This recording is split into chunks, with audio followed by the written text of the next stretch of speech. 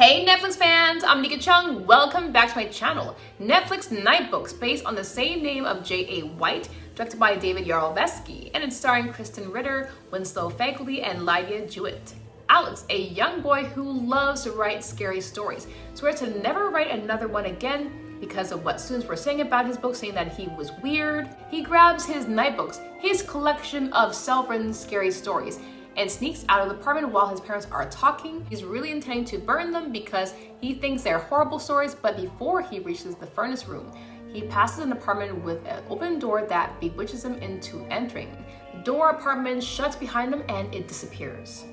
Then he awakens to find himself in this magical apartment of a witch named Natacha.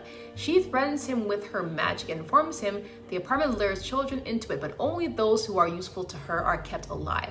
She then puts him to work alongside Yazmin, who was also lured into the apartment years ago. Yazmin informs Alex they're being spied on Natacha's magical cat, Lenore. That cat is vicious, y'all. In order for them to survive in Natacha's realm, Alex must come up with a new scary story every night.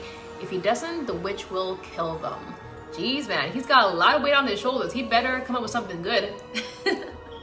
I really enjoyed this movie, but I haven't read the book. However, I was definitely invested in both these characters. They came from two different places, but their goal was to get out of her realm. What I really liked about Yazmin, she encouraged Alex to write. Although he was feeling down, he did not want to write. She told him being ordinary is boring and he should not listen to what others say. She took him to this amazing room. It was full of books. I mean, thousands of scary stories. I think that definitely gave him some inspiration to write. He came up with some cool stories, but he was definitely holding back his talent, and Natacha was not really feeling his stories at all, and says that no scary story comes with happy endings, and warning him that none at all. I wonder why.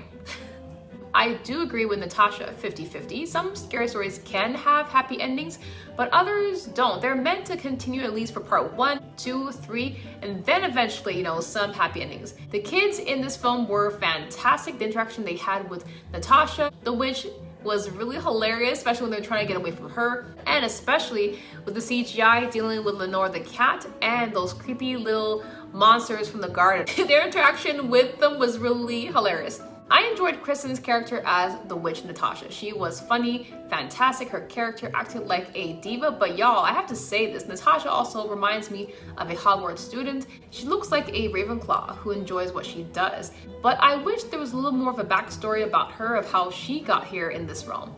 I'm really curious about that though.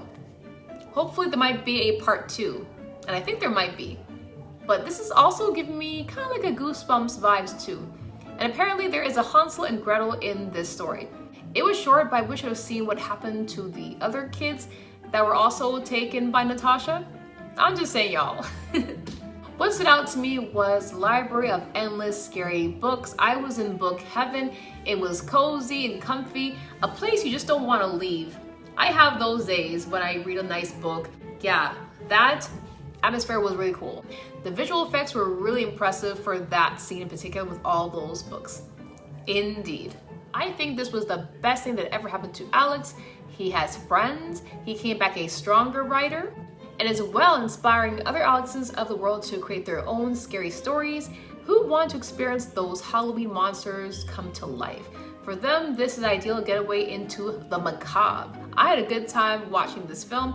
If you are a Goosebumps fan, this will definitely be right up your alley. Since Halloween is somewhat around the corner, if you wrote your first scary story, what would it be? Let me know in the comments below. Well, as for me, since I'm not that experienced writing scary stories, mine would be like a very fun period drama, Halloween inspired, maybe a little scary. The title of my story would be called The Vampire Prince. Well, archaeologist grad student Paris Rose leaves New Orleans, Louisiana to live with her estranged mother in a small town of Shrewsbury, Shropshire in England, where she meets Leopold at a pub. Getting lost in this small, unique town, not knowing anything about this handsome fellow with some gorgeous hazel eyes. He is a 321-year-old vampire and wizard who was saved during an attack at a party. His father is also Lord John Chetwynd Talbot, who was a respected person in the 17th century. Leopold is so intrigued by Paris Rose's unique beauty, but there's one small problem. he can't be with her because his family forbids it, and they prefer him to be with someone in his own realm, another hidden world away from this town, Saigon Hollow.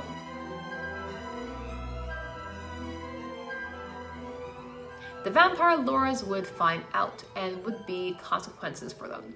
She's non-magic, but also they don't know that her estranged mother is also a witch. Although Paris Rose does not know anything about this, Leopold wants to get to know her and one day reveal his identity to her and convince his family he's in love with her, and the vampire lord has to accept it. I came up with this story within the hour, a fun Halloween story with a Victorian era modern twist inspired by my favorite movies, Twilight, Sleepy Hollow, Harry Potter, with a little Tim Burton imagination, my favorite director. I'm your host, Anika Chung, and I'll see you next time on my next motion picture or trailer review. Love yourself always, and remember, be excellent to each other. Alright guys, see you next pictures. Cheers, that is a wrap.